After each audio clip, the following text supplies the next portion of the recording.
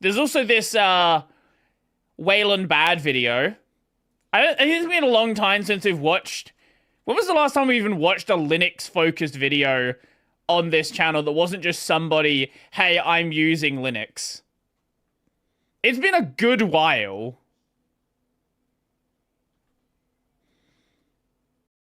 No, I know how the Ghost Stories dub came about. But I think I've probably even seen that video. Linux is boring. True. True. Yes, I should play Blasphemous. I think I have Blasphemous 1. Yeah, I'll get around to it at some point. Wayland is one of the most important ArchWiki. We love the ArchWiki. Projects in the recent history of Linux, a modern and secure replacement for the old X server with the aim of being easier to develop, extend and maintain. It actually allows different applications to run at different refresh rates simultaneously. It improves fractional scaling needed for high DPI displays and enables better touch and gesture support. In theory, it should make user experience on Linux much better, but right now Wayland is a hot mess. That face. On Linux much better, but right now Wayland is a hot mess. Wayland! I'm curious to see what his takes are, because I like this guy and he generally puts out relatively good videos. My hope is this doesn't go down, hey, I'm going to talk about things that are hyper outdated. So we'll see. One Wayland supporter versus 20 X11 users Jubilee style. Good luck finding 20 X11 users who are able to articulate any of their points. My only problem with Wayland is CSD, that's it. Yeah, that's a Gnome problem. That's just a Gnome problem.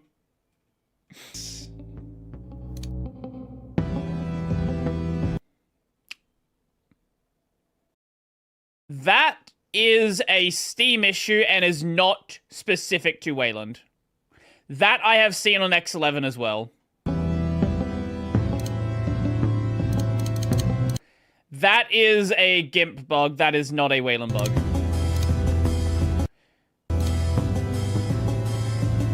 I don't even know what that was. Again, I've seen this happen on X11. This is not a Wayland bug. Last fall, when Brodie and Robertson asked me about my thoughts. Oh! I didn't know I was getting. I didn't know I was getting called out here. Fuck! Fuck! Fuck!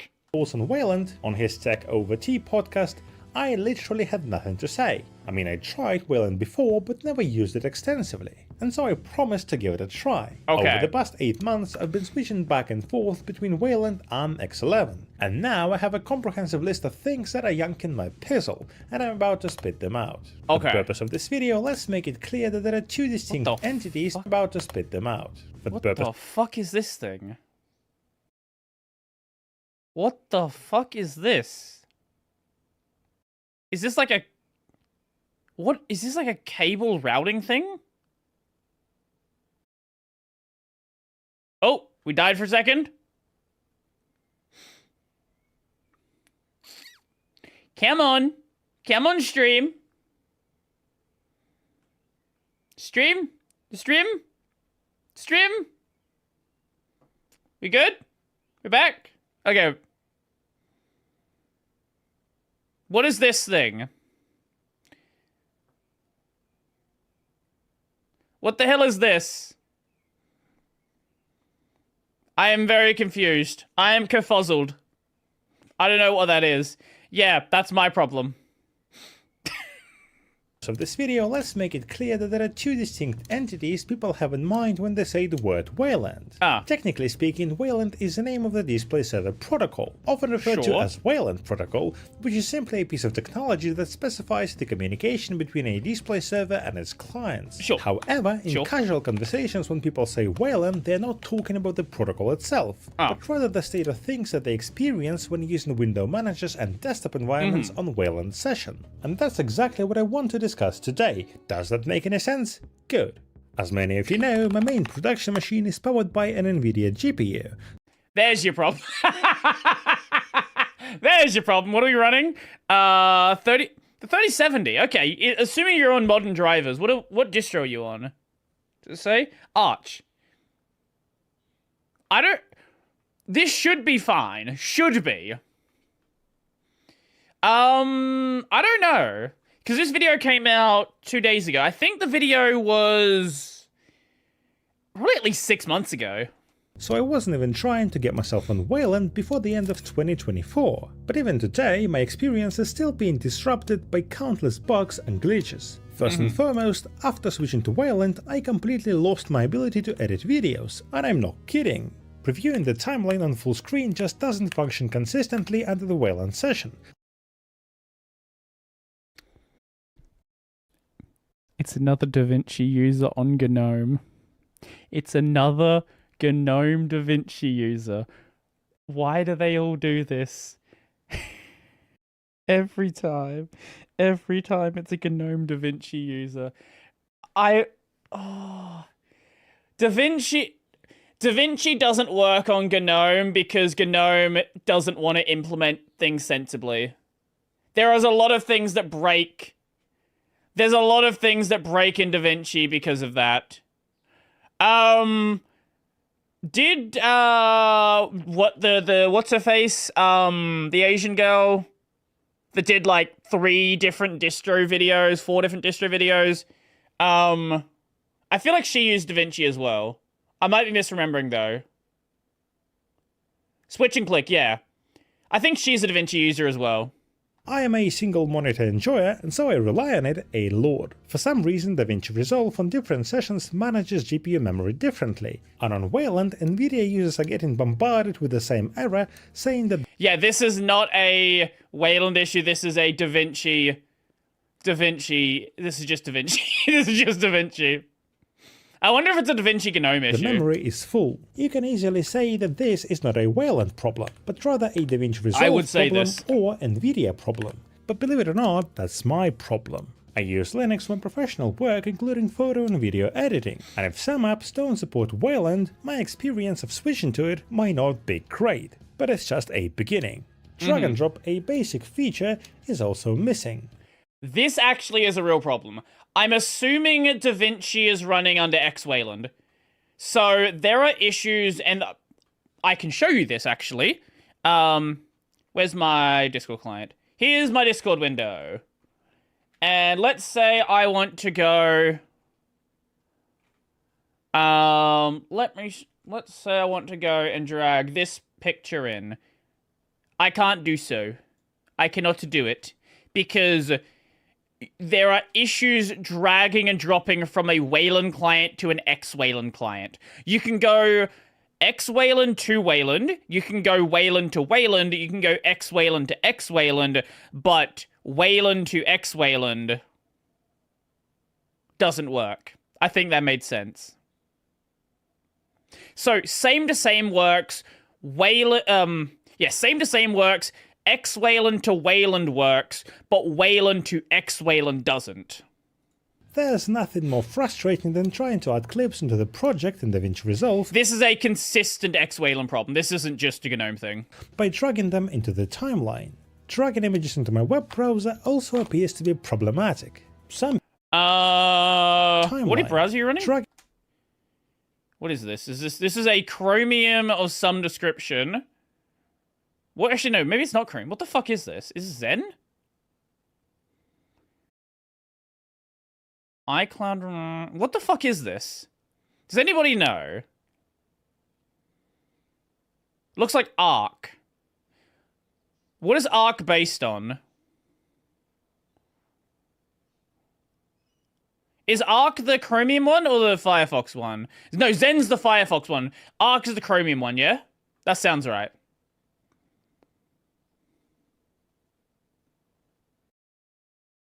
It's WebKit. It's WebKit. Yeah, okay, I'm not sure then. But yeah, if this is running under Wayland, that would be the issue. Images into my web browser also appears to be problematic. Some people claim that you have to drop items from the same virtual workspace, not a different one. But as you can see, those people are morons. They don't even know what the problem is. This doesn't help either. Oy, oy, oy, oy, oy. Of course, you can always find workarounds and import things manually via menus, but this isn't how things are supposed to be done in 2025. Another problem related to DaVinci Resolve, which also happens to me only on the Wayland session, is audio crackling. Every time I minimize Resolve or switch to another window, the audio track immediately starts getting glitchy, which has a huge impact on my productivity. Yeah, this is a problem. I'm pretty sure what this is. This is another Gnome problem. I think Gnome renders its secondary workspaces at a lower frame rate. I'm pretty sure. It's like a performance optimization thing. But this can happen. I might be misunderstanding what the problem is, but I think that's what it is. Which means I can't listen to the video I'm editing while also checking my notes or reading the script. Can this be considered as a deal breaker? No, but nevertheless it's annoying as hell. And there are many little annoying bugs happening all over the Wayland session, like the Zen browser suddenly moving open tabs into a new window, Telegram displaying videos with some weird looking artifacts on top of it, and GIMP menus becoming randomly inactive from time to time, despite that it runs natively on Wayland since the release of version 3.0. I use GIMP every day. I've never seen this. I don't know if that's a Gnome issue. It could be. I've literally never seen that though, so I'm not entirely sure. None of this is happening on Xorg. I want to believe that the Wayland protocol is the future of the Linux desktop. However, right now it is being developed at such a slow pace that the things that keep annoying me right now are the same things that I had at the end of 2024, 8 months ago, 5 months ago, and even 2 weeks ago. It feels like we are not going anywhere. This begs the question, are we actually ready as a community to make the transition to Wayland? Fedora once tried to strip Xorg support but ended up re-enabling it. Gnome team wanted— They did that because Gnome didn't have its accessibility stuff in place yet. And everyone was like, yo, don't do this. That's a bad idea.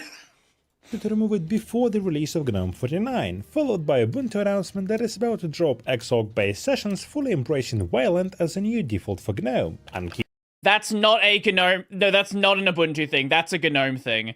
Gnome is doing this. Again, all of my problems with the state of Wayland all stem back to Gnome. I agree that there are things that are a problem, and my solution is stop supporting Gnome. Genuinely, that is my solution.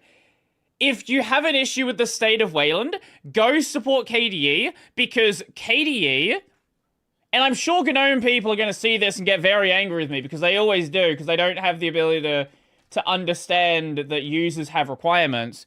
But KDE is probably not going to get rid of the X11 session. I would guess until Plasma 7. Like, they want to make sure all of this stuff is dealt with at a minimum. And then there is a longer list. So this is just like the base. This list here is just to get things in line with Wayland. This is the extra shit they want to make sure is there as well. That is additional stuff. There's still a couple of, like, core things here. YDO tool is not a perfect system yet. I think they still need some work on this one. Session restoration as well. But, like, we're probably going to see X11 KDE, I would say, for another good 4 or 5 years. And if you think that Wayland is not in a state that's ready yet, genuinely go just support KDE. Go support KDE because they're taking a much more conservative approach. My guess is Plasma. They're not going to keep it around till Plasma 9. No, I don't think QT's going to have support for X11 in Plasma 9. about to drop Xorg-based sessions fully embracing Wayland as a new default for Gnome, and KDE developers... Not default in the case of Gnome, the only option. Well, KDE developers have confirmed that they're not going to drop X11 support anytime soon, which is good. Maybe I should have watched 3 seconds further in the video. Now, while I was making and remaking this video, the Gnome team made the decision not to disable X11 session code by default for the upcoming release. But it is still planned for removal in GNOME 50. Gnome is my favorite example since this is what I'm using on a daily basis. For some reason, in previous versions of GNOME, the layout switcher... His Wayland is a mess video should be called Gnome Doesn't Work, How I Want on Wayland, I Don't Like That. Honestly, so many Wayland Bad videos end up just being Gnome Bad videos. This little icon that shows what keyboard layout you're using right now was working only on Wayland if you switch languages via the super key plus space. This is 100% a GNOME issue. This isn't even remotely related to Wayland protocol stuff. If you used Alt plus Shift or any other shortcut set in the GNOME Tweaks app, the layout switcher would stay the same. I mean, the keyboard layout itself would... So, a bit of a side tangent. I love the fact that GNOME Tweaks exist. I love the fact that for basic settings, you need to install an extra application because they don't want to add it to the settings menu. That's such a good thing. That's such a good design idea. I love that. That's amazing. Imagine not providing a settings menu that is sufficient, so someone needs to make another settings menu. I love that. It's so good. Switch, but the icon, that little icon, would stay the same, which means users won't be having any clue which language they're going to type in. It was like that for months until they changed something, and after that, after that you had to press Alt plus Shift twice to switch languages. I'm not kidding. And the cherry on top, you had to press twice to switch to the secondary layout, and only press once to switch back to the primary one. Now, unlike many other... I think GNOME as an idea is a good idea. I like the idea of a more simplified desktop. I think the main problem with GNOME is they really don't know how to deal with criticism. And anytime that someone has issues with GNOME, they're treated as if, like, they're saying something that you shouldn't say. You should never, like... if you bring up some core design issue with GNOME, some core, like, feature issue, you are just lambasted by people in, like, not all of them. There are some reasonable people in the GNOME space, but the GNOME has a lot of people who are, like, genuinely unable to deal with criticism. And this is why I like KDE. This is why I like Cosmic. Because you can bring up things that are issues, and maybe they will disagree on whether or not it's an issue. But you can actually have that discussion. I can't have this discussion with GNOME people because it always turns into some, why are you blah, blah, blah, harassed? Like, it always turns into, like, this, like, way bigger thing that it actually is. And I just don't have the energy to deal with some of these people in the GNOME space. I'd say the GNOME people as users are nice people. No, I think there are some totally nice GNOME devs. Don't get me wrong. I think the problem, though, is there is enough in the GNOME ecosystem that I just don't want to deal with it. I just don't have the energy. Like, the bad apples in GNOME bring it down so far for me that I just don't have the energy to deal with this. Adversarial criticism handling. Right, like, good example, right? I have told Carl straight to his face, like Carl, the CEO of System 76, that I think that the idea of removing 0-second delay for doing focus swapping like I using Neri, I've told him straight to his face I think it's a terrible idea, and I think it's a complete mistake to try to go down that route. And, like, we can have this discussion, but if you try to have that, like, that kind of discussion in the GNOME space, you're gonna have the bad apple show up. Not that bad apple, the other bad apple. You're gonna have the bad apples show up, and it's just... Again, I just don't have the energy to deal with this. And this is kind of why I've stopped talking about GNOME stuff on the channel. Because I just don't want to. I don't want to promote the Gnome desktop in any way. I don't want to talk about Gnome. I really just don't want to engage with the Gnome ecosystem. Focus on this cursor discussion and the window corner rounding, not following the border. Kind of feel like Gnome stubbornness. Not gonna lie.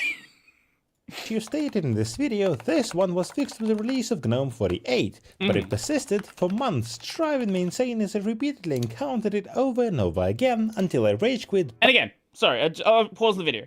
If you like GNOME and you want to support GNOME, you want to use GNOME, I'm not going to tell you what you should and shouldn't use, right? Like it's your life, your computer, do whatever you want with it. But this is just me. I just can't deal with a lot of what's going on in the Gnome ecosystem. Not Gnome ecosystem. A lot of what's going on in the community surrounding Gnome. Back to X11. I cannot stress enough how much I was hating this. I couldn't switch between keyboard layouts efficiently. I try to be neutral. Like that's I try when my biases are there. Like I will. My biases will show through things where I'm fine with my biases showing through. Like the discussion of Kent Overstreet, for example. I'm very clearly biased against Kent. But when I'm talking about for a lot of other things, I try to provide some nuanced perspective. Even if I'm gonna have a clear side that I'm on, I try to at least outline why I have that perspective. Which was incredibly frustrating. I wasn't sure if I was typing my own password in the correct layout, which is a security concern, and it also this is just still GNOME keyboard handling issues. So gave me headaches while I was using apps with layout-sensitive shortcuts, such as Reaper. And again, you can say that that's not exactly Wayland's fault, and you will be correct, but no, this is 100% not Wayland's fault. This is a GNOME bug. How does that make a difference? Sure, these bugs are not hard-coded in any sense into Wayland's architecture. It must be GNOME doing GNOME's thing. But imagine someone switching to Linux for the first time with no prior experience and no idea what Wayland or X11 are, or how to deal with any of those issues. Think about the user experience. I think that's a fair point. But I think if you're going to talk about Wayland issues, like, yes, if you're a new user, I agree. But if you're someone who is experienced with Wayland and you know what the differences are, then I think it's important to make these distinctions. If you don't like GNOME, just call it GNOME and know the hell out of users like Silent G or not. Developers will say both. People say GNOME or GNOME. No one cares anymore. It used to be GNOME because of GNU, and ever since the split from that, there's less newer people that say it. We create and how it affects Gnome. Yeah, say Gnome. Someone may say, why is he even complaining? It's Linux, it's always been like this. But no, it wasn't. It is true that Linux has always had a steep learning curve, but if you've learned the basics, you're pretty much good to go. Pick a distro, learn how to maintain it, and that's it. It just works. You know, every time I tell people in real life something like, hey, you should try Linux, it's really cool, it just works, it's because I believe it myself. I'm not a member of a cult. I switched from Windows to Linux almost 9 years ago because it was literally a better option. More stable, more robust, less annoying, and it actually allowed me to achieve much better performance in both video editing and rendering. But in Wayland, my PC is not usable. Switching to it didn't make my life easier. Instead, it disrupted my creative workflow and made things worse. My desktop became buggy and unreliable. For months, I wasn't actually sure what exactly I was typing because Layout Switcher was broken. I think he genuinely should just try out KDE. I don't know if he's extensively tried out KDE, but I honestly think he should just swap to KDE. Because I have a feeling he's going to have a better experience.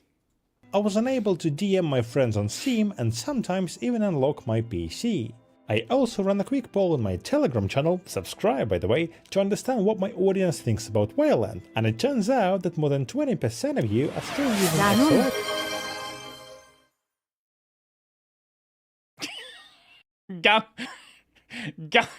Gnome is not exactly how I would say GNOME. On a daily basis. And even though 70% successfully switch to Wayland, does mean that they don't experience issues at all. But to counter all that negativity... Is that a hornet I see? I think that's a hornet.